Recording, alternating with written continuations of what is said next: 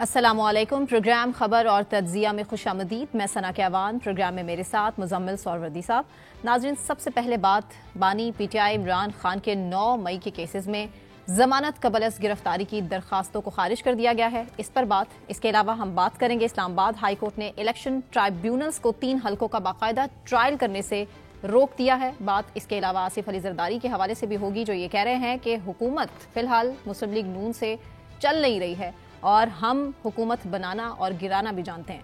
مزمل صاحب، سب سے پہلے بانی پی ٹی آئی، ان کی مشکلات میں مزید اضافہ ہوتا ہی نظر آ رہا ہے 9 مئی کے کیسز کے حوالے سے، اور یہ تک کہا جا رہا ہے کہ 7 مئی کو پہلے سے ہی تیاری ہو چکی تھی کہ 9 مئی کو کیا کیا جانا ہے۔ اس کی دوسری طرف دیکھیں، آج تک یہ کہا جا رہا تھا کہ بانی تحریک انصاف عمران خان کے خلاف 9 مئی کے حوالے سے ریاست کے پاس کوئی ثبوت نہیں ہے، اور عمران خان تو 9 مئی والے دن جیل میں تھے، تو آپ 9 مئی کے مقدمات میں عمران خان کو کیسے یا بانی پی ٹی آئی کو کیسے ٹرائل کر سکتے ہیں؟ جو کچھ ہوا وہ تو تب ہوا جب وہ جیل میں تھے۔ تو یہ سوال اپنی جگہ ہر وقت موجود رہا کہ ریاست اور اسٹیبلشمنٹ کا موقف ہے کہ 9 مئی کے مرکزی ملزم عمران خان ہے، بانی پی ٹی آئی، جبکہ ایک رائے یہ تھی کہ بانی پی ٹی آئی تو اس وقت جیل میں تھے، تو آپ کے پاس ان کے خلاف کیا ثبوت ہے؟ جبکہ وہ خود کہہ رہے ہیں کہ اس کی تحقیقات ہونی چاہیے۔ تحقیقات تو اب جو 9 مئی کے جو لاہور کے 3 مقدمات ہیں، جن میں ایک کور کمانڈر کے گھر کو، جسے جناح ہاؤس کہتے ہیں، کو آگ لگانا ہے، اور ایک عسکری ٹاور کے حوالے سے، اور ایک تھانہ شادمان کے حوالے سے، تو ان مقدمات میں جو شواہد سامنے آئے ہیں اس میں یہ ہیں کہ ریاست نے 2 گواہ ایسے پیش کیے ہیں تفتیش میں، جو یہ کہہ رہے ہیں کہ 7 مئی کو زمان پارک میں ایک میٹنگ ہوئی جس میں یہ طے ہوا کہ عمران خان کی 9 مئی کی جب گرفتاری ہوگی تو اس کے بعد یہاں ایسے احتجاج کیا جائے گا اور یہ کیا جائے گا۔ تو اس سے یہ ثابت کیا جا رہا ہے کہ بانی پی ٹی آئی نے اس سارے جو 9 مئی کو جو کچھ ہوا ہے اس کی پلاننگ انہوں نے خود 7 مئی کو زمان پارک میں ایک اجلاس میں کی، جس میں 15 کے قریب تحریک انصاف کے لوگ شامل تھے۔ اچھا، ایک سوال یہ بھی کھڑا ہوتا ہے کہ کیا یہ جو گواہ ہیں وہ ریلائبل گواہ ہیں؟ یہ تو اب جرا میں پتہ لگے گا۔ دیکھیں، جب وہ گواہی ٹرائل میں دیں گے اور ان کے اوپر بانی پی ٹی آئی کے اور دیگر ملزمان کے وکیل جرح کریں گے تو اس وقت پتہ لگے گا کہ وہ گواہیاں کتنی ریلائبل ہیں یا نہیں ہیں۔ فی الحال استغاثہ کے پاس 2 گواہ موجود ہیں جو یہ کہہ رہے ہیں، اب کل کو اس میں اس کیس میں کوئی وعدہ معاف گواہ آگے، پھر آپ کیا کریں گے؟ جیسے آج کل 190 ملین پاؤنڈ کے کیس میں وزراء کی گواہیوں کی، پرویز خٹک، زبیدہ جلال، عدت میں نکاح کیس میں، اچھا، تو اب آپ اس میں جب وہ کہہ رہے ہیں کہ 15 پی ٹی آئی کے لوگ موجود تھے اور کہہ رہے ہیں کہ 2 گواہ تھے، تو کل کو جب اس کا ٹرائل ہوتا ہے اور اس میں اگر ان 15 میں سے 2 4 5 نے آ کے کہہ دیا کہ ہاں جی یہ پلاننگ ہوئی تھی، تو پھر آپ کیا کریں گے؟ تو اس لیے میرا یہ خیال ہے کہ ابھی ان 2 گواہوں کے اوپر عمران خان کی ضمانتیں تو مسترد ہو گئی ہیں کہ استغاثہ کے پاس یا اسٹیبلشمنٹ کے پاس یا حکومت کے پاس یا تفتیشی ایجنسی کے پاس ان کے خلاف 9 مئی کے حوالے سے ثبوت موجود ہیں گواہیوں کی صورت میں۔ 9 مئی کے حوالے سے پہلے فیصلہ گرفتاری نہ کرنے کے حوالے سے تھا، اور 9 مئی میں کلین چٹ تھی عمران خان کے حوالے سے۔ اس کے بعد رانا ثناء اللہ کی سٹیٹمنٹ کو اگر آپ کے سامنے میں رکھوں، جنہوں نے خود کلیم کیا اور انہوں نے کہا کہ مزید عمران خان کو جیل میں رکھنے کی تیاری کی جا رہی ہے۔ اب عدت میں نکاح کیس کے حوالے سے بھی کہا جا رہا ہے کہ یہ کیس ان کے حق میں جاتا نظر آ رہا ہے، اسی لیے یہ ریاست چاہتی ہے کہ مزید ان کو اندر رکھنے کے لیے اس طرح کیسز اور بنائے جائیں۔ 9 مئی کا کیس ہی بڑا سالڈ کیس ہے فی الحال، اس کے علاوہ کوئی اور نہیں۔ 9 مئی کے مقدمات تو 10 مئی کو 11 مئی کو رجسٹر ہو گئے تھے۔ ان مقدمات میں عمران خان صاحب کی ایک دفعہ ضمانتیں ہو بھی گئی تھیں، وہ ابھی آپ کو پتہ ہے 9 مئی کے بعد وہ 10 مئی کو رہا ہو گئے، ہاں جی، تو اس کے بعد ان مقدمات میں ان کی ایک دفعہ عبوری ضمانتیں ہو بھی گئی تھیں۔ بعد ازاں جب وہ دوبارہ گرفتار ہو گئے تو یہ عبوری ضمانتیں ان کے پیش نہ ہونے کی وجہ سے مسترد ہو گئیں۔ پھر لاہور ہائی کورٹ نے انسداد دہشت گردی کی عدالت کو یہ ضمانتیں دوبارہ سننے کے لیے کہا۔ اب یہ فیصلہ آیا ہے اور اس میں میرا خیال ہے چلان مکمل ہو گیا ہے، تفتیش مکمل ہو گئی ہے، اور اب تفتیش میں یہ چیزیں سامنے آ گئی ہیں۔ باقی میں سمجھتا ہوں کہ بیسک جو عمران خان پہ مقدمہ ہے وہ 9 مئی کا ہی ہے، باقی تو ریاست کا جو اصل مقدمہ ہے ان کے اوپر وہ تو 9 مئی کا ہی ہے۔ جو اسٹیبلشمنٹ کا اور ان کا یا ریاست کا اور ان کا جو تنازع ہے وہ 9 مئی کا تنازع ہے، اور ہر بار جو کور کمانڈرز کانفرنس کا اعلامیہ آتا ہے وہ یہی آتا ہے کہ 9 مئی کے ملزمان کو کٹہرے میں لایا جائے. وہ کوئی عدت کا پہ نہیں کہتے، وہ 190 ملین پاؤنڈ پہ نہیں کہتے، وہ 9 مئی پہ ہی کہتے ہیں. اب دیکھیں نا، آج سپریم کورٹ میں یہ ملٹری کورٹس والا کیس تھا. ہاں جی. اور 9 مئی کے ملزمان ہی ملٹری کورٹس میں ٹرائل کے حوالے سے تنازع موجود ہے. اب وہ کیس ڈیسائیڈ کرنے کی بجائے اس کو غیر معینہ مدت تک ملتوی کر دیا. اب اس میں بھی 100 سے زائد لوگ گرفتار ہیں، اور وہ کیونکہ سپریم کورٹ فیصلہ نہیں کر رہا اور ان کا ٹرائل نہیں ہو پا رہا، ان کی ملاقاتیں نہیں ہو پا رہی، سپریم کورٹ کو خیال کرنا چاہیے کہ غیر معینہ مدت کے ملتوی کرنے کی بجائے اس کو فوراً سن کے اس کا فیصلہ کرنا چاہیے. سلمان اکرم راجہ صاحب نے بھی بڑے اعتراضات اٹھائے. اب دیکھیں نا، یہ جو ملٹری کورٹس والا بینچ ہے اس میں تو قاضی فائز عیسیٰ نہیں ہے. آپ کو اعتراض قاضی فائز عیسیٰ پر ہے نا، تو ملٹری کورٹس والے بینچ میں تو قاضی فائز عیسیٰ نہیں ہے، وہ کیوں غیر معینہ مدت کے لیے ملتوی ہو گیا ہے؟ وہ جو آپ احتجاج کر رہے ہیں کہ ہمارے کیس قاضی صاحب نہ سنے، تو جو کیس قاضی صاحب نہیں سن رہے ان میں کیا ہو رہا ہے؟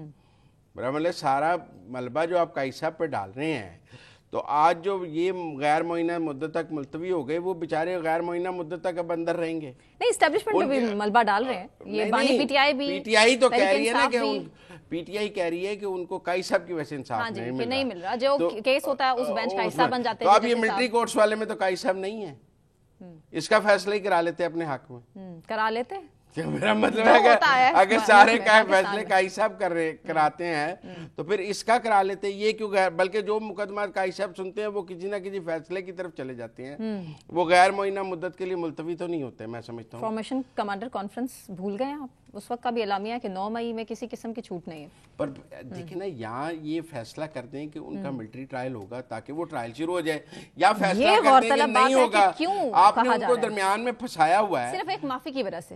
آج بھی معافی مانگ لیں، آج بھی سرنڈر کر دیں تو حالات ختم ہو جائیں. میں آپ کو ایک بات بتاؤں، معاف کرنے کا تو حکم ہے نا ریاست کے پاس اختیار ہے معاف کرنے کا. معافی نہیں مانگ رہے نا، وہ کہہ رہے ہیں تحقیقات کرائیں. جو معافی نہیں مانگتا پھر اس کو سزا دی جاتی. وہ کہہ رہے ہیں الزامات نہیں، بات ہے تو آپ دیکھیں یہ تو پھر ٹرائل میں ثابت ہو جائے گا. جوڈیشل کمیشن ہونا چاہیے، تحقیقات ہونی چاہیے. میرے خیال میں 9 مئی کے حوالے سے یہ نئی چیز آئی ہے کہ 2 گواہ 7 جون کو جو ہوا اور ریاست نے، اب مجھے لگتا ہے اس میں 15 لوگ، ان میں سے بھی کچھ گواہان آگے ٹرائل میں نظر آ جائیں گے.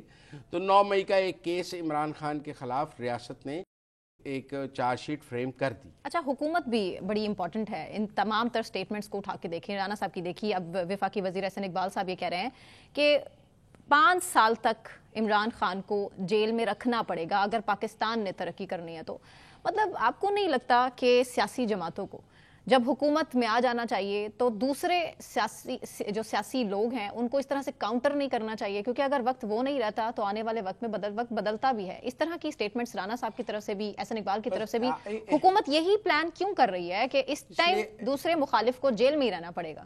اس لیے کہ مخالف بھی یہی پلان کر رہا ہے کہ میں آ جاؤں گا تو ان کو جیل بھیج دوں گا. مخالف کون تھا صلح کی طرف جا رہا ہے، مخالف بھی تو یہی پلاننگ کر رہا ہے کہ میری باری آئی تو میں ان کو چھوڑوں گا نہیں. آپ میری بات سمجھیں. وہ یہ کہہ رہے نا، انہوں نے کہا تھا عمران جیل سے باہر آئے تو پھر دھرنے اور لڑائی ہوگی اور ملک اس چیز کا مطابق نہیں ہو سکتا. جب تک سیاستدان آپس میں بات نہیں کریں گے کوئی کوڈ آف کانڈکٹ طے نہیں ہو سکتا. وہ بات اپنی جگہ موجود ہے. پھر نہیں مذاکرات کر رہے، پھر مذاکرات نہیں کر رہے. پتہ نہیں وہ عمران خان نہیں کر رہے کہ وہ نہیں کر رہے. عمران خان تو کہتے ہیں میں صرف پنڈی سے مذاکرات کروں گا. حکومت نے کہا ہے کہ پھر معافی مانگو گے تو مذاکرات کریں گے. اب یہ بھی تو معاملہ پھنسا ہوا ہے نا وہاں پر. اچھا جی، وہ اسلام آباد ہائی کورٹ میں جو 3 حلقوں کا چل رہا تھا الیکشن ٹریبیونل، جیسے جہانگیری والا، جس کا بہت تنازع تھا. جہانگیری صاحب اسی میں پھر جہانگیری صاحب کی صنعت کا تنازع بھی آ گیا. پھر آج ایک کو وارنٹو ریٹ بھی وہاں ہو گئی جس کا فیصلہ محفوظ ہے. سوشل میڈیا ٹرول ان پہ سپریم جوڈیشل کونسل میں ریفرنس بھی آ گیا. اور وہ مطلب ان 3 حلقوں میں آج گئے رہ گئے. جہانگیری صاحب سپر فاسٹ جا رہے ہیں، لوگوں کا خیال تھا یہ حلقے پی ٹی آئی کو دینے کے لیے. تو آج چیف جسٹس نے اس کا ٹرائل روکنے کا حکم دے دیا جی. ریٹ کی نون لیگ والوں نے. تو انہوں نے کہا ہے کہ جی اس کے الیکشن ٹریبیونل ابتدائی معاملہ. تو یہ بانی پی ٹی آئی کی بات پھر صحیح ثابت ہو گئی نا؟ کیا چیف جسٹس صاحب پر نہیں تو عدم اعتماد کا اظہار یہ تو عامر یہ کوئی قاضی صاحب نے کیا نہیں، قاضی صاحب نے تو نہیں کیا، لیکن مشاورت چیف جسٹس صاحب کی لاہور ہائی کورٹ، اس کے علاوہ اسلام آباد ہائی کورٹ کے چیف جسٹس پر بھی انہوں نے کہا ہے کہ اعتراضات اٹھائے جائیں گے آنے والے ٹائم میں. تو یہ تو عامر فاروق صاحب نے ریٹ میں فیصلہ کیا اور سب کا خیال تھا کہ وہ بہت فاسٹ جا رہے ہیں، آؤٹ آف دی وے جا رہے ہیں بہت زیادہ. باقی زیادہ تو کوئی اتنا فاسٹ نہیں جا رہا تھا جتنے فاسٹ جہانگیری صاحب جا رہے تھے. انہوں نے تو موٹر وے پہ گاڑی چلا دی تھی. تو وہ کہتے ہیں غیر معمولی انصاف بھی جو ہے نا وہ یکساں انصاف کی نفی ہے. یہ غیر معمولی تھا، یہ غیر معمولی انصاف وہ کرنے کی کوشش کر رہے تھے. ایک رائے یہ بھی ہے اچھا کہ وہ بہت تیز چاہ رہے تھے اور غیر معمولی انصاف کر رہے تھے، اس لیے مشکوک کالز بھی ان کو ریسیو ہوئی. پتہ نہیں اب وہ مشکوک تھیں یا نہیں تھیں. بہرحال ان کی صنعت کا تنازع، ان کے اوپر باقی جو سب چیزیں ہیں، ایک اسٹیبلشمنٹ سے تنازع تو ان کا نظر آ رہا تھا اور وہ سب چیزیں سامنے آئی ہیں. اور وہ جنہوں نے مظاہر علی نقوی اور والی ریٹ کی اور ریفرنس کیا میاں داؤد صاحب، وہی جہانگیری صاحب والا بھی لے کر آئے ہیں. اور اسٹیبلشمنٹ کے علاوہ اپنے ادارے کے اندر ہی ججز کا اعتراض ان کے ٹرائل کے حوالے سے کلیئر کر رہا ہے کہ ججز میں ہے اختلاف. بالکل ہے. تو اس لیے میں سمجھتا ہوں کہ یہ بھی بڑا گورنمنٹ کو ریلیف ملا ہے، بہت بڑا ملا ہے، کیونکہ یہی سب سے بڑی تلوار تھی جو لٹک رہی تھی. اگر 3 حلقے چلے جاتے تو سوچے کیا ہوتا. سابق chief justice Lahore high court جو تھے شہزاد صاحب، وہ پنجاب کے 8 ٹریبیونل بنا گئے تھے اور وہ ٹریبیونلز بھی الیکشن کمیشن کی مرضی کے بغیر بنے تھے. وہ سپریم کورٹ سے ختم ہوئے اور اب وہ نئے ٹریبیونلز بننے ہیں. یہ اسلام آباد ہائی کورٹ والے ٹریبیونل پر بھی الیکشن کمیشن کا اور ٹریبیونل کا تنازع موجود تھا اور اس تنازع میں جو جہانگیری صاحب ہیں ان پر یہ ایک تاثر تھا کہ وہ out of the way super fast جا رہے ہیں. اس پر بھی آج سٹے ہو گیا ہے. تو میرے خیال میں ٹریبیونل سے تو گورنمنٹ کو کافی ریلیف مل گیا حکمران اتحاد کو. اور یہ جو کہا جا رہا تھا کہ جی ٹریبیونل اڑا دیں گے اور یہ مینڈیٹ ہو جائے گا، ایک فیصلہ کل بھی آئے گا کیا مخصوص نشستوں کا. اچھا دیکھیں، مخصوص نشستوں والے فیصلے میں 13 کے 13 ججز کل بھی اکٹھے بیٹھے رہے 2 گھنٹے اور آج بھی سر جوڑ کے بیٹھے رہے. نہ کل انہوں نے فیصلہ سنایا نہ آج فیصلہ سنایا. مینیج نہیں ہو رہے نا کچھ ججز کہ آپس میں بیٹھ کے مینیج کر رہے ہیں. مینیج اجلاس میں نہیں ہوتے، مینیج تو گھروں پہ ہوتے ہیں. جب وہ آپس میں بیٹھتے ہیں تو پھر تو میرا خیال ہے بحث ہو رہی ہے.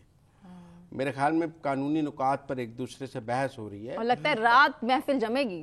نہیں، میرا نہیں خیال یہ ججز اب آخری رات شاید باقی آپس میں ایسے ٹرمز میں نہیں ہے کہ رات کی فیصلہ آنے. یہ بندیال صاحب والے ہم خیال بینچ نہیں ہے جو راتوں کو گھروں میں بیٹھ کے فیصلے کرتے نہیں ہوئی ہے. اس سے پہلے مشاورت راتوں کو ہوئی ہے. نہیں، یہ ججز کی بہت متضاد رائے ہے ایک دوسرے سے. منیب اختر صاحب کی، ترمین اللہ کی. اچھا، کتنے جج فی الحال ایک طرف ہیں اور کتنے جج ایک طرف ہیں؟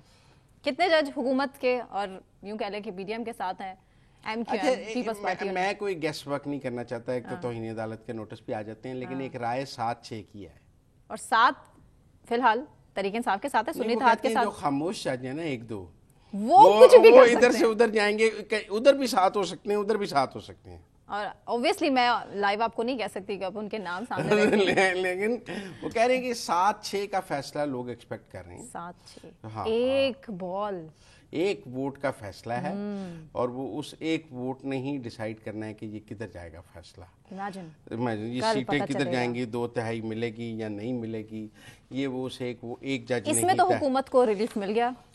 اس میں تو حکومت کو ریلیف مل گیا. الیکشن ٹرائبیونل 3 حلقوں کے حوالے سے پتہ لگ رہا ہے وہ کدھر جا رہے ہیں. میں نے آپ کو کنونس نہیں کیا لیکن نام سامنے رکھ لیا. یہ خیال ہے. دیکھتے ہیں کہ کل آپ اونٹ کس کروٹ بیٹھے گا. اور بڑا فیصلہ ہے جناب، کل بہت بڑا فیصلہ آنے والا ہے. یہ دیکھنا یہی ہے. دیکھیں 2-3 ایک یہ اس سے 2/3 مل جائے گی.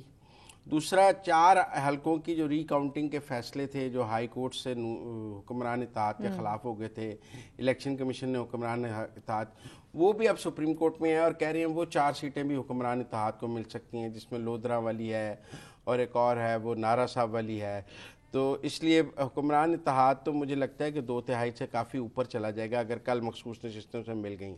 اور اگر نہ ملی تو پھر سمپل میجورٹی رہے گی. حکومت کہیں نہیں جا رہی.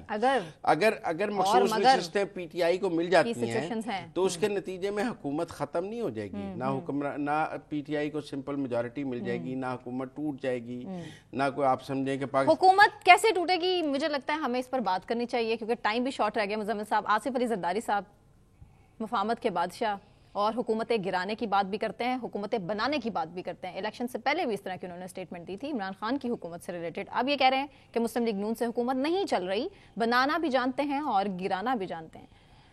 Tough time. देखिए अभी तो बनाई है उन्होंने, लाहौर आ रहे हैं। लाहौर देखिए मेरा ख्याल है जो पीपल्स पार्टी पंजाब है ना वो नून लीग से खुश नहीं है। जो पीपल्स पार्टी पंजाब है, देखिए पीपल्स पार्टी सिंध को तो पीपल्स पार्टी नून लीग से कोई प्रॉब्लम नहीं है। पीपल्स पार्टी बलूचिस्तान और नून लीग मिलके चल रहे हैं। पीपल्स पार्टी केपी और नून लीग में भी कोई प्रॉब्लम नहीं है। प्रॉब्लम है पीपल्स पार्टी पंजाब और नून लीग पंजाब में। वजारतें नहीं मिल रही नून लीग को, पीपल्स पार्टी को पंजाब में। उनकी इस्टेब्लिशमेंट, उनकी इंतजामिया में उनकी मर्जी के बंदे नहीं लगाए जा रहे। तो एक एंगर पीपल्स पार्टी के अंदर पंजाब में मौजूद है। मेरा ख्याल है उन्होंने पंजाब के MP MNAs को और टिकट होल्डर्स वालों को बुलाया था अपनी पार्टी के लोगों, तो उन्होंने बहुत गिले शिकवे किए हैं नून लीग के हवाले से। तो उनको सुनते सुनते जरदारी साहब ने कहा है कि आप बेफिक्र रहें, मैं हुकूमत बनानी भी जानता हूँ, गिरानी भी जानता हूँ। पंजाब पे नजर तो पहले से ही थी पंजाब पीपल्स पार्टी से, तो की। मेरा नहीं ख्याल अभी वो कोई गिराने जा रहे हैं। आप इससे ये मतलब ना लें कि वो इस्लामाबाद पहुंचती हुकूमत गिराने की तरफ चले जाएंगे, ऐसा कुछ नहीं है। जब बजट हो रहा था तब भी मैंने आपको कहा था कि ये बजट को वोट दे देंगे, मैनेज हो जाएंगे। तो ऐसी बात नहीं है। एक डिस्प्लेयर जो नाराजगी है पीपल्स पार्टी पंजाब की नून लीग से वो मौजूद है। अच्छा, ये जरदारी साहब को अवाम की मोहब्बत एकदम से कहाँ से जाग जाती है? कराची की सूरत हाल हमारे सामने है। सिंध को जिस तरह से बेड़ा गर्क कर दिया गया है, पीपल्स पार्टी ने कुछ नहीं ख्याल किया। सिंध का इंफ्रास्ट्रक्चर उठाकर देख लें, वहाँ जाएं तो पता चलता है कि पंजाब से तो दूर दूर तक कंपैरिजन नहीं है। अचानक से एकदम कहते हैं कि अवाम को हम तन्हा नहीं छोड़ेंगे।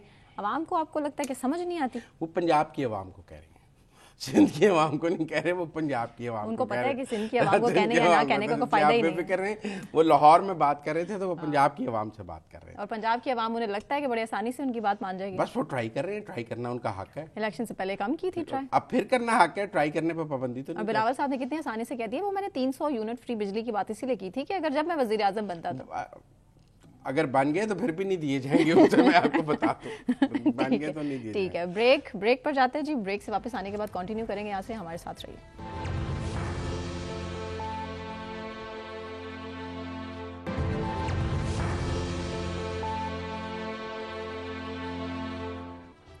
वेलकम बैक नाज़रीन, और अब बात करेंगे हम जमात इस्लामी के हवाले से। अमीर जमात इस्लामी हाफिज नईमुर रहमान ने आर्मी चीफ और ब्यूरोक्रेट से इजाफी मराद छोड़ने का मुतालबा किया और इसी हवाले से उन्होंने धरने का ऐलान भी किया था जिसे मौखर कर दिया गया है। इस हवाले से हम मजीद भी बात करेंगे। मुजम्मिल सौरवर्दी साहब हमारे साथ स्टूडियो में मौजूद हैं। हमें ज्वाइन किया है सेक्रेटरी जनरल जमात इस्लामी अमीरुल अजीम साहब ने। अमीरुल अजीम साहब, thank you so much for joining us. Sir, ये पहले से डिसाइड क्यों नहीं किया गया कि धरने की डेट कौन सी होगी और एंड टाइम पे धरना मौखर कर देना? Do you think this is justified? अच्छा, नहीं, डेट तो हमने मुतय्यन कर ली थी, लेकिन जाहिर है कि हमें पता था कि मुहर्रम उसके करीब है, 10 मुहर्रम, और हम ये समझते हैं कि मुहर्रम भी एक दर्स देता है कि आप यजीदी ताकतों के मुकाबले में एक खड़े हो जाएं और हुसैनी किरदार अदा करें। लेकिन हुकूमत जो कुछ इस्लामाबाद में करने जा रही थी वो ज़रा मसलक को एक्सप्लॉइट करने का एक मामला हो सकता था। यानी जिस तरह से वो अगर इस्लामाबाद बंद कर रहे थे, जो उन्होंने कहा, थ्रेटनिंग भी की इंतज़ामिया ने, जिसके बाद फिर अहले तशरीह की तरफ से एक तशवीश की लहरें हमारे तक पहुंची कि जी हमारे चूँकि जुलूस होने हैं 9 को, 10 मुहर्रम को, और उस मौके पर अगर कंटेनर लग जाएंगे और जगह जगह धरने दिए जाएंगे, कोई क्लैश हो सकता है, तो अहले तशरीह की जो मजलिसें हैं और जो इस मुहर्रम के मौके के ऊपर उनके जुलूस होते हैं वो मुतासिर होंगे। तो बस इस बुनियाद के ऊपर जो है वो हमने तारीख़ थोड़ी सी आगे बढ़ा दी है। इसका इससे कोई ताल्लुक़ नहीं है कि हमने ये कोई पोस्टपोन कर दिया या ख़त्म कर दिया। डेट हमने बिल्कुल वाज़ेह और दो टोक तरीके से दे दी है। अमीरुल अजीम साहब, आपका क्या ये ख्याल था कि आप 12 तारीख को धरने पे जाएंगे, हुकूमत फूलों के गुलदस्ते लेके खड़ी होगी, डी चौक में आपका इंतज़ार हो रहा होगा, कंटेनर लगा होगा, बाथरूम मौजूद होंगे, खाने की देगें मौजूद होंगी, आपको वेलकम कर रही होगी पूरी हुकूमत और आप बड़े आराम से धरना देंगे मुहर्रम? ये आपको नहीं पता था आप जब डी चौक जाने की बात करेंगे तो आपको रोका जाएगा? ये आपको नहीं पता था कि जब आप इस तरह डी चौक में रेड जोन में धरने की इजाज़त नहीं है, आप कंटेनर लगाए जाएंगे? कॉमन सेंस की बातें हैं जो आपको जमात इस्लामी जिसने पाकिस्तान की तारीख में सबसे ज़्यादा धरने दिए हैं उसको ये बात समझ नहीं थी और आज वो अशूरा का बहाना कर रही है। देखिए, अभी रिसेंटली इस्लामाबाद के अंदर गज़ा के हवाले से भी धरना दिया गया है। जमात के मुश्ताक खान साहब उसमें मौजूद थे, जमात के लोग भी उसमें शरीक होते रहे हैं।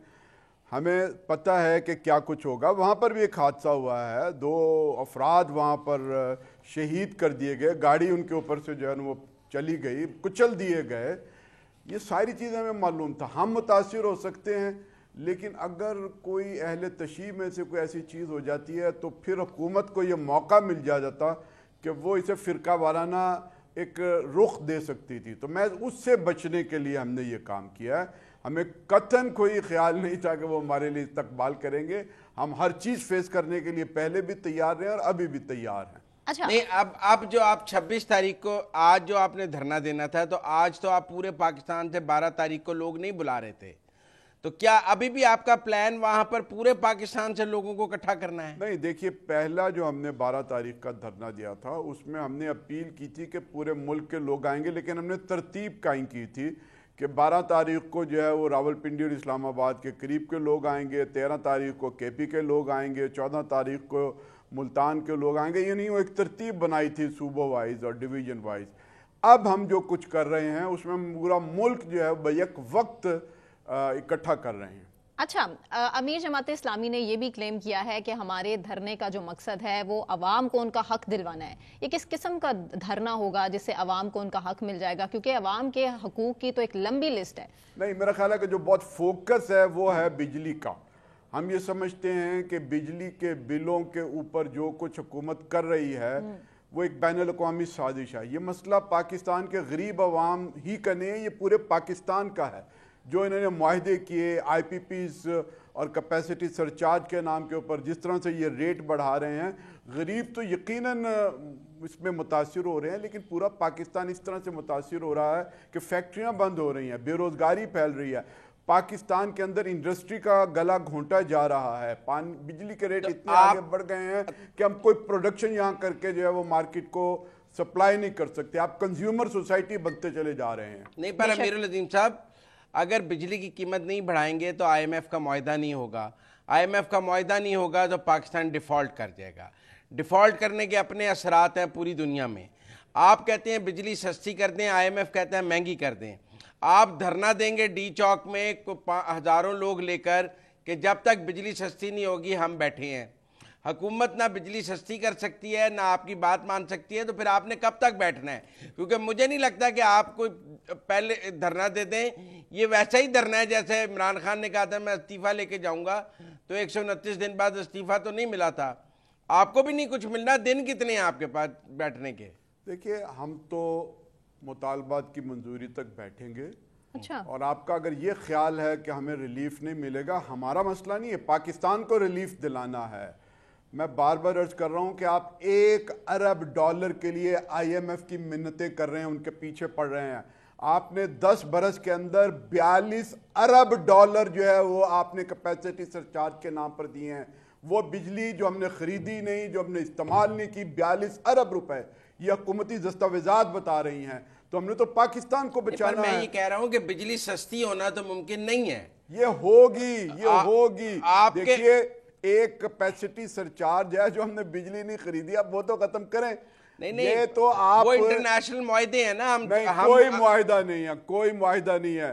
وہ معاہدہ کہ جس سے آپ ایکسپلائٹ کرتے ہیں, بغیر محنت کے ایک فریق کو پیسے کک بیکس دے کر اپنے لیے فوائد سمیٹ لیتے ہیں, وہ آپ چیلنج کر سکتے ہیں. اچھا, میں اب یہی پوچھنا چاہ رہا ہوں کہ جماعت اسلامی اگر اب جو 12 جولائی کو دھرنا نہیں ہوا, 26 جولائی کو ہونے جا رہا ہے بعد از محرم, کتنے دن آپ کا پلان ہے وہاں بیٹھنے کا, اور کتنے لوگ آپ اسلام آباد میں لے جائیں گے؟ کیونکہ پچھلے دھرنے میں خالی کرسیاں بھی رہ گئی تھی, اکیلا کنٹینر رہ گیا تھا. اور ابھی آپ نے غزہ کی وہ بات کی کہ وہاں ڈی چوک میں مشتاق صاحب نے دیا, وہاں بھی 20-22 لوگ ہی تھے, کوئی ہزاروں لوگ تو نہیں تھے. وہ ایک دیکھیے, یہ سائز ڈیپینڈ کرتا ہے دھرنا دینے والوں کی ٹارگٹس کے اوپر.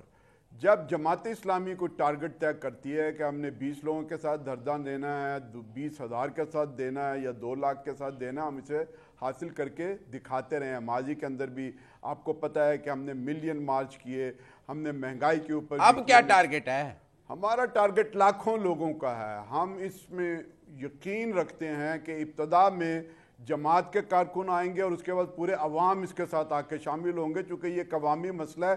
یہ ہم نے اپنی سیٹ کے لیے مسئلہ نہیں حل کر رہے. میری رائے یہ ہے کہ میرا یہ خیال ہے, آپ نے کہاں سے نکلنا ہے؟ لاہور سے نکلنا ہے, اسلام آباد, پنڈی سے نکلنا ہے؟ یہ ہم کراچی سے شروع کریں گے, ہم گوادر سے شروع کریں گے اور رخ جو ہے وہ اسلام آباد کی طرف ہوگا. حافظ نعیم الرحمان صاحب کہاں سے شروع ہوں گے؟ ملتان بھی شامل ہوگا. حافظ نعیم الرحمان صاحب کہاں سے ہوں گے اور آپ کہاں سے ہوں گے؟ وہ کراچی سے آغاز کریں گے, میں لاہور سے نکلوں گا اور پھر وہ کراچی کے بعد مختلف جگہوں سے ہوتے ہوئے اسلام آباد میں. تو پھر یہ کنٹینر لگ جائیں گے, سڑکیں بند ہو جائیں گی, آپ گرفتار ہو جائیں گے. میں پہلے ہی بتا دیتا ہوں. کوئی بات نہیں یار, گرفتاری کو ہمارے لیے نئی تھوڑی ہے. ہم نے جو ہے وہ چیف جسٹس کی بحالی کی موومنٹ چلائی ہے, گرفتاریاں بھی ہوئی ہیں, کافی عرصے سے نہیں ہوئی نا, اور چیف جسٹس کو بحال کر کے بھی دکھایا. جماعت اسلامی بہت سافٹ ہو گئی ہے, کافی عرصے سے گرفتاریاں نہیں ہوئی آپ کی. تو کر لیں گے جی, یہ تو مسئلہ نہیں ہے, ہم تو گرفتاریوں کے لیے تیار ہیں. کیونکہ مجھے نہیں لگتا آپ کو اسلام آباد ڈی چوک تک پہنچنے دیا. میرا یہ خیال ہے کہ حکومت ہل رہی ہے, حکومت پریشان ہے, حکومت کے کوئی سر ہے نہ کا پیر ہے, آپس کے اندر بھی ان کے پر آپ کے پاس اجازت بھی تو نہیں ہے حکومت کی ڈی چوک پہنچنے کی. کوئی بات نہیں جی, ہم نے صرف حکومت کو اطلاع کی ہے, اجازت دینا نہ دینا ان کا کام ہے, ہمارا یہ بنیادی حق ہے. آپ تحریک انصاف کی طرح ریٹ نہیں کریں گے کہ ہمیں اجازت نہیں مل رہی؟ نہیں, ہم نے آج تک جو ہے وہ کسی قسم کے ریٹ نہیں کی. ہم انتظامیہ کو, حکومت نہیں انتظامیہ, چونکہ انتظامیہ کا کام ہے, اسے پتہ ہونا چاہیے کہ کہاں پر کتنے لوگ آئیں گے, انہوں نے کو متبادل روٹ لگانا ہے وہ روٹ لگائے, جو بھی انہوں نے تمام اور بندوبست کرنا ہے وہ کریں. ہم نے کوئی اجازت کی بات نہیں کی ہے.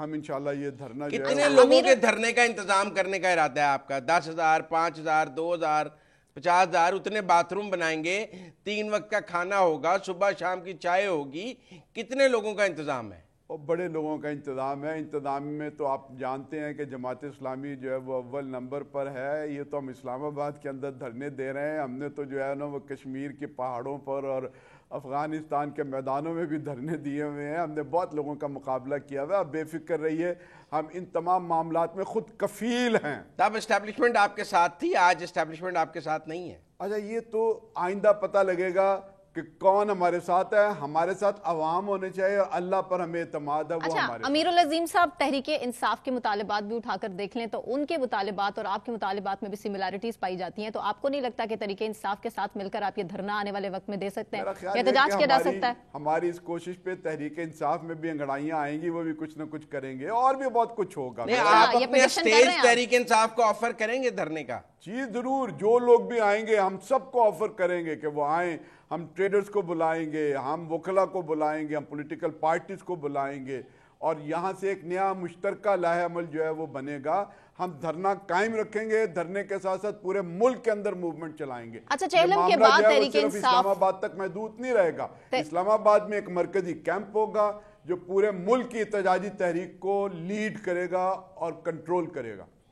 تو پھر آپ حکومت گرانا بھی چاہتے ہیں؟ دیکھیے جی, اگر حکومت نے عوام کے لیے آسانی پیدا نہ کی, ملک کے لیے آسانی پیدا نہ کی, تو وہ خود گرتی چلی جائے گی, اور ہم بہرحال گرتی دیواروں کو ایک دھکا ضرور دیں گے. نہیں, پر آپ, اس کا مطلب ہے کہ آپ نظام کو لپیٹنے کے لیے, مارشاء اللہ کے لیے راہ ہموار کرنے جا رہے ہیں. ہم نظام کو ٹھیک کرنے کے لیے جا رہے ہیں. نظام تو ہے ہی کوئی نہیں, یہ جعلی نظام ہے بھائی. اس جعلی نظام کا نہ کوئی سر ہے نہ پیر ہے. ہم نے تو نظام کو ٹھیک کرنا ہے, بنیادیں بنانی ہیں, اس پہ کھڑا کرنا ہے. یہ میں آپ کو بتاؤں کہ جماعت اسلامی کسی اسٹیبلشمنٹ یا کوئی سازش کے اوپر یقین نہیں رکھتی. جماعت اسلامی پورے ملک کے اندر, ہمارا پوری تاریخ لوگ جانتے ہیں, ہمارے 26 جولائی سے بھی مؤخر ہونے کی کوئی ہے؟ اگر حکومت مذاکرات کرے, کچھ کرے, تو تھوڑا وقت مانگے تو دے دیں گے. مزید ڈیلے کر سکتے ہیں آپ لوگ؟ یہ تو ہو سکتا ہے کہ ہم وہاں پر بیٹھ جائیں اور حکومت مذاکرات میں سنجیدہ ہو تو ہم اس کے سائز کو کچھ کم زیادہ کر سکتے ہیں, لیکن ہم یہ مؤخر نہیں کریں گے.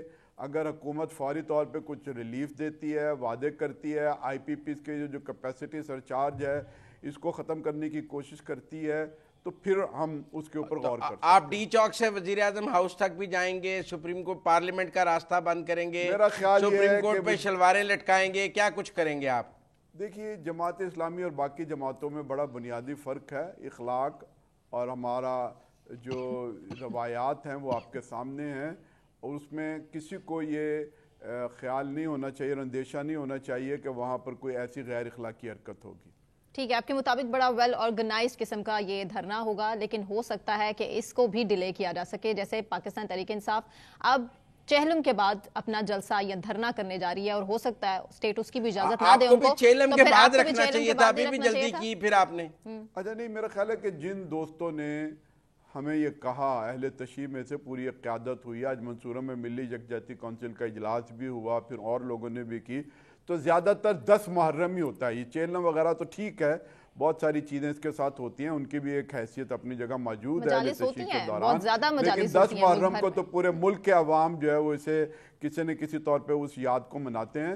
تو میرا خیال ہے کہ 10 محرم کے بعد کسی بھی وقت ہم کر لیں گے, اور جو ہم نے کر دیا ہے تو اس میں کوئی قباحت نہیں ہے. ٹھیک, بہت شکریہ امیر العظیم صاحب آپ کے وقت کے لیے. مزمل صاحب, صورتحال یہی ہے کہ جماعت اسلامی بھی ٹف ٹائم دینا چاہ رہی ہے, حکومت کو کیا ہوگا, اسلام آباد پہنچنے دیا جائے گا جیسے تحریک انصاف والوں کے ساتھ ہوا ویسے ان کو بھی لاکھ پتہ جائے گا. کنٹینرز اکھاڑ دیے جائیں گے, راستے روک دیے جائیں گے. نہیں روک دیے جائیں گے. امیر العظیم صاحب کو لاہور روک دیا جائے گا, انہیں کراچی روک دیا جائے گا, اور وہ کسی کو اسلام آباد پر نہیں مانیں, کیونکہ مطالبات تو دور دور تک نظر نہیں آ رہے. پہنچیں گے تو مطالبات ہوں گے نا.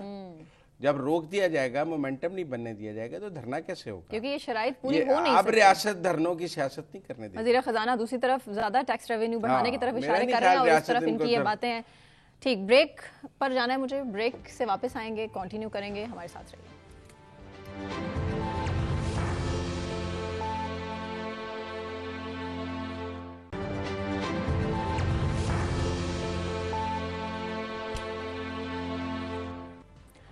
ویلکم بیک ناظرین, مزمل سوروردی میرے ساتھ موجود ہیں اسٹوڈیوز میں ہی. ہم بات کریں گے لاہور ہائی کورٹ کی پہلی خاتون جسٹس عالیہ نیلم نے چیف جسٹس کے عہدے کا حلف اٹھا لیا.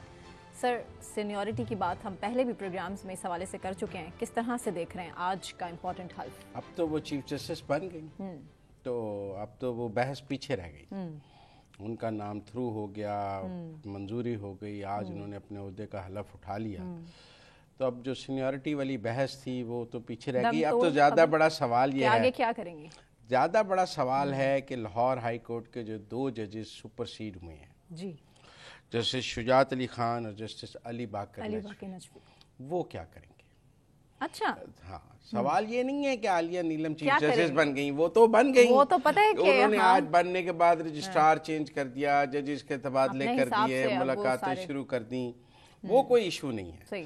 میرے آج شجاعت علی خان اور علی باقر نجفی عالیہ نیلم کی حلف برداری میں نہیں گئے, ٹھیک ہے جی. وہ ہائی کورٹ میں بھی عالیہ نیلم کو نہیں ملے, وہ ہائی کورٹ میں موجود تھے, لیکن کہا جا رہا ہے کہ وہ بھی اپنے چیمبرز میں رہے, جی, مشاورت چلتی رہی. سیدھا اعتراض ان کی طرف سے نہیں. اب صورتحال یہ کہ کیا وہ عالیہ نیلم کے بنائے ہوئے روسٹر, ان کی مارک کی ہوئی کہ کاز لسٹ اور کیسز کے مطابق کل سے کام کریں گے, فالو کریں گے یا نہیں کریں گے, اور وہ عالیہ نیلم کے متحد کل سے کام شروع کر دیں گے, یا وہ کل سے اپنی جونیئر کے متحد کام کرنے سے انکار کر دیں گے؟ یہ بڑا تاریخی لمحہ ہے, کل ہی پتہ چلے گا. یہ پاکستان کی تاریخ میں پہلی دفعہ ہوگا کہ کوئی سینئر ججز اپنے جونیئر ججز کے جونیئر چیف جسٹس کے جج کے متحد کام کریں گے یا کام کرنے سے انکار کر دیں گے, ٹھیک ہے نا.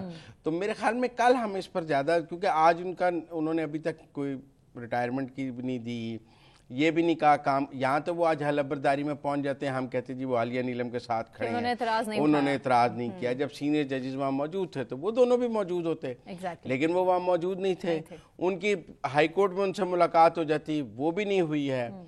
اب دیکھنا یہ ہے کہ کیا یہ وہ اس سرد جنگ کے ساتھ ہی وہاں کام کرتے رہیں گے, یا وہ اپنے بارے میں کوئی فیصلہ لیں گے. تو میرے نزدیک عالیہ نیلم کا چیف جسٹس بننا تو اب کوئی خبر نہیں ہے. خبر تو یہ ہوگی کہ شجاعت علی خان اور علی باقر نجفی کیا فیصلہ کرتے ہیں. نہیں, چیف جسٹس بننے کے بعد اب وہ نیکسٹ کیا کریں گی, یہ بھی بہت غور طلب بات ہے. لیکن وہ جو بھی کریں گی بطور چیف جسٹس اپنے اختیار استعمال کریں گی. وہ ہو سکتا ہے شجاعت علی خان صاحب کو باولپور ٹرانسفر کر دیں, علی باقر نجفی صاحب کو پنڈی ٹرانسفر کر دیں, اختیار ہے ان کا. وہ ان کو کیسز مارک کریں نہ کریں, ان کو امپورٹنٹ کیسز دیں نہ دیں, یہ تو اب چیف جسٹس کا اختیار ہے نا. اور ہائی کورٹس میں وہ پریکٹس اینڈ پروسیجر بل بھی لاگو نہیں ہے. ہائی کورٹس میں تو ابھی چیف جسٹس کی مکمل حاکمیت موجود ہے. سپریم کورٹ میں تو ایک 3 رکنی کمیٹی بن گئی ہے جو بینچ مارک کرتی ہے, یہ کرتی ہے. ہائی کورٹس میں تو کوئی کمیٹی نہیں ہے, practice and procedure bill high courts میں لاگو ہی نہیں ہوا. تو یہاں تو چیف جسٹس کا مکمل اختیار ہے, تو وہ اس اختیار کے تابع کام کریں گے یا نہیں کریں گے. लेकिन इससे पहले कभी हाई कोर्ट में जूनियर चीफ जस्टिस नहीं लगा और अगर सीनियर हुआ है तो वो सुप्रीम कोर्ट में एलिवेट हुआ है। सुप्रीम कोर्ट में जूनियर लोग एलिवेट हुए हैं, लेकिन उस बारे में ये कहा जाता है कि जी सुप्रीम कोर्ट एक फ्रेश अपॉइंटमेंट है, वहां जाके जो अपॉइंट होता है वो जूनियर मोस्ट बन जाता है, तो वो पहले से मौजूद लोगों का जूनियर होता है, तो वो जूनियर सीनियरिटी का कोई लड़ाई नहीं होती वहाँ। लेकिन हाई कोर्ट में कोई सीनियर जजेस के मुकाबले में जूनियर का चीफ जस्टिस बनना और फिर उस सीनियर्स का उसके तहत काम करना या ना करना, ये वो फैसला है जिसका हमें इंतजार है। और जैसे शुजात अली खान और जस्टिस अली बाकर नजफी क्या फैसला करते हैं वो पाकिस्तान की अदालती तारीख का रुख तायुन करेगा और कल ही पता चल जाएगा। यकीनन कल काम करेंगे या नहीं करेंगे फिर पता लग जाएगा कि कल वो क्या करते हैं, कितने दिन घर बैठे रहे। लेकिन आपके मुताबिक जो हुआ वो ठीक हुआ? ये तो अब अली बाकर नजफी और शुजात अली खान के फैसले के बाद बात करेंगे कि ठीक हुआ या अगर वो काम करना जारी कर देते हैं तो फिर तो सीनियरिटी का कल को कोई भी जूनियर चीफ जस्टिस लगा देंगे, फिर कौन सा इशू है। और अगर वो इस पे स्टैंड लेते हैं और कहते हैं हम रिटायरमेंट लेते हैं, हम नहीं काम करते, तो फिर आइंदा लगाने से पहले ये सोचा जाएगा कि कितने जज घर चले जाएंगे। ट्रू। आगे बढ़ते हैं। आज चूंकि आलमी यौम आबादी मनाया जा रहा है और इस हवाले से पाकिस्तान तो किसी सूरत हम पीछे नहीं देख रहे। एक आबादी के मामले में हम बिल्कुल पीछे नहीं हैं। हम बहुत तेजी से आगे बढ़ रहे हैं। 24 करोड़ 52 लाख आबादी है जो कि पाकिस्तान की हर गुजरते दिन के साथ बढ़ती ही चली जा रही है। इसी पर बात करेंगे। हमारे साथ स्टूडियोज में ही मौजूद हैं DG population Suman Rai. Thank you so much Suman for joining us. अभी सूरत हाल पाकिस्तान की बहुत ज़्यादा अलार्मिंग हो चुकी है। आबादी के तनासुब से हम हर गुजरते दिन के साथ आगे बढ़ते चले जा रहे हैं और इसी से जुड़े जो मसाइल हैं वो सबसे बड़ी लंबी लिस्ट। मुजम्मिल साहब का सुमन राय, आपके महकमे का क्या फ़ायदा महकमा बहबूद आबादी का? आबादी तो इतनी तेज़ी से बढ़ रही है, तो इस डिपार्टमेंट की कोई क्या काम है? लोग बच्चे तो वैसे ही तेज़ी से पैदा हो रहे हैं। आई एम सो ग्रेटफुल आपने आबादी जैसे अहम मौजू का इंतखाब किया।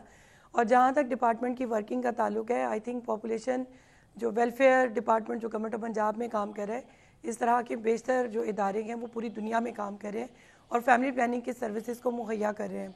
और I think it is by the virtue of having family planning and family planning departments कि हम लोग बर्थ जो इस वक्त बहुत हाई है उसको कुछ हद तक लो करने में कामयाब हुए हैं। क्या केस स्टडी है कि कितना हमारे यहाँ बर्थ रेट कम हुआ है और आप अगले 10 साल में पाकिस्तान की आबादी कहाँ देख रही हैं?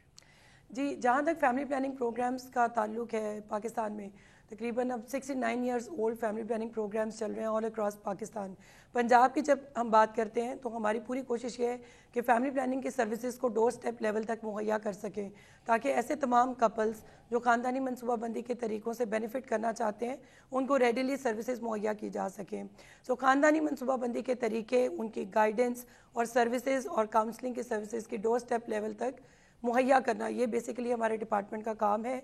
We are also maintaining datas और आज चूँकि यौमी आबादी है जो कि बिल्कुल ग्लोबली सेलिब्रेट हो रहा है, तो I think it is important कि हम डाटा की इंपॉर्टेंस को भी समझें और वो भी आज एक ग्लोबल थीम के तौर पे डिस्कस हो रहा है to embrace the power of data so that we can ensure everyone is counted, no one is left behind और एक इक्विटेबल और प्रॉस्परस फ्यूचर को हम मुमकिन बना सकें। ठीक है सुमन, मुझे ये बताइएगा कि पाकिस्तान के ऐसे कौन से इलाके हैं, क्योंकि देही इलाके बहुत ज़्यादा हैं, वहाँ पे जो पॉपुलेशन है ऑब्वियसली वो लोग इतने पढ़े लिखे नहीं हैं, वो इस जो प्रोग्राम है उसको बहुत ज़्यादा वेलकम भी नहीं करते। वहाँ पर आपको कितने जो है वो प्रॉब्लम्स फेस करने पड़ते हैं लोगों को कन्विंस करने के लिए, उनकी काउंसलिंग करने के लिए? अच्छा, जहाँ तक इस चीज़ का ताल्लुक है कि रूरल और अर्बन पॉपुलेशन का trend towards family planning, I think मिलती जुलती सूरत हाल है। रूरल पॉपुलेशन और अर्बन पॉपुलेशन के ट्रेंड में ज़्यादा फर्क नहीं, बल्कि ये कि शहर बहुत तेज़ी से ग्रो कर रहे हैं। मतलब पढ़े लिखे लोग भी उसी लिस्ट में आते हैं जो अनपढ़ लोग आते हैं। मतलब बच्चे पैदा करने का जो कॉन्सेप्ट है इसे पाकिस्तान में पढ़े लिखे और अनपढ़ का हम कैटेगराइज नहीं कर सकते, आप ये कहते हैं? जी, नॉर्मली अगर हम बाकी ममालिक का जायजा लें तो जहाँ पे लिटरेसी रेट्स हाई होते हैं वहाँ पे आमतौर पे फैमिली प्लानिंग का भी रेट बहुत हाई होता है, कॉन्ट्रासेप्टिव प्रिवेलेंस रेट बहुत हाई होता है और फर्टिलिटी रेट्स डिक्लाइनिंग साइड पे होते हैं। लेकिन अनफॉर्चुनेटली पाकिस्तान में जो फैमिली प्लानिंग की तरफ ट्रेंड है लोगों का, उसमें एजुकेटेड और अनएजुकेटेड का मिलता जुलता बिहेवियर है। That's why we do lot of social behaviour change communication, so it is all about a modification in behaviour ताकि लोग फैमिली प्लानिंग के मनसूबाबंदी को अपनी लाइफ का एक हिस्सा बना सकें।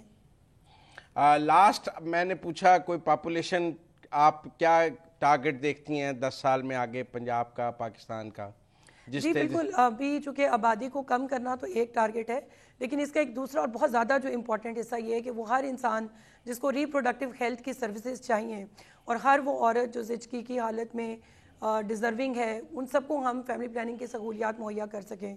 तो इसी एम और प्रिंसिपल के तहत हुकूमत पंजाब काम कर रही है, हमारा डिपार्टमेंट भी काम कर रहा है और ख़ानदानी मनसूबाबंदी की सहूलियात को डोर स्टेप लेवल तक लेके जा रहे हैं। अच्छा सुमन, मुझे आखिरी सवाल सिर्फ ये बताइएगा कि जब आप काउंसलिंग करते हैं, लोगों को ये बताते हैं कि ज़्यादा बच्चे पैदा नहीं करने हैं, तो लोगों की रिजर्वेशंस हैं, क्या तहफ़्फ़ुज़ात हैं, लोग किस बात पे कन्विंस नहीं होते सबसे ज़्यादा? असल में पाकिस्तान में इस वक्त फर्टिलिटी रेट है 3.4। इट मीन्स कि फर्टिलिटी ट्रेंड अगर हम पिछली कुछ दहाइयों के साथ कंपेयर करें, it has gone down, but the new normal is कि लोग 3 से 4 बच्चों को एक नॉर्मल फैमिली साइज समझ रहे हैं। तो इसकी वजह से पॉपुलेशन ग्रोथ रेट बहुत हाई है। I think we need to go to either 1 और 2, और यही रिप्लेसमेंट लेवल्स भी हैं और हमारे नेबरिंग कंट्रीज़ ने इसी लेवल को टच किया है। That's why they are able to slow down population growth rate. बहुत शुक्रिया सुमन राय आपके खुसूसी वक्त के लिए। मुजम्मिल साहब, ये अलार्मिंग सिचुएशन है कि पढ़े लिखे लोग भी बच्चे पैदा करने का शौक है, अच्छे, और वो कह रही हैं अभी भी लोग 4 और पढ़े लिखे भी अभी भी 4 बच्चे वाली होने चाहिए, कोई फैमिली समझा जाता है। और गुनाह ठीक है, गुनाह का एक एलिमेंट भी है कि नहीं, बच्चों का होना सबसे ज्यादा जरूरी है, लेकिन पढ़े लिखे लोग भी अगर ये काम करेंगे तो फिर कितना मुश्किल है गवर्नमेंट के लिए। पाकिस्तान का सबसे बड़ा खतरा जो है ना टाइम बम, वो आबादी है जी, इस तेजी से बढ़ रही है, हमें इसको कंट्रोल करना है। मैं इस बारे में समझता हूँ और गवर्नमेंट का भी एफर्ट है, एनजीओस के भी एफर्ट है, हमें खुद भी ये बात करनी चाहिए, बच्चे 2 ही अच्छे। ये तो एक इंडिविजुअल की जिम्मेदारी है, जितने मर्जी डॉक्टर्स समझा लें, जितना मर्जी आपकी कोई काउंसलिंग कर ले, लेकिन ये वाकई में समझाना इस टाइम बहुत बड़ा एक अलमिया है पूरे सोसाइटी के लिए। खैर, मुझे फिलहाल सना कैवान को और मुजम्मिल सोहरवर्दी साहब को इजाज़त दीजिए। आपने बहुत ख्याल रखिए। अल्लाह हाफ़िज़।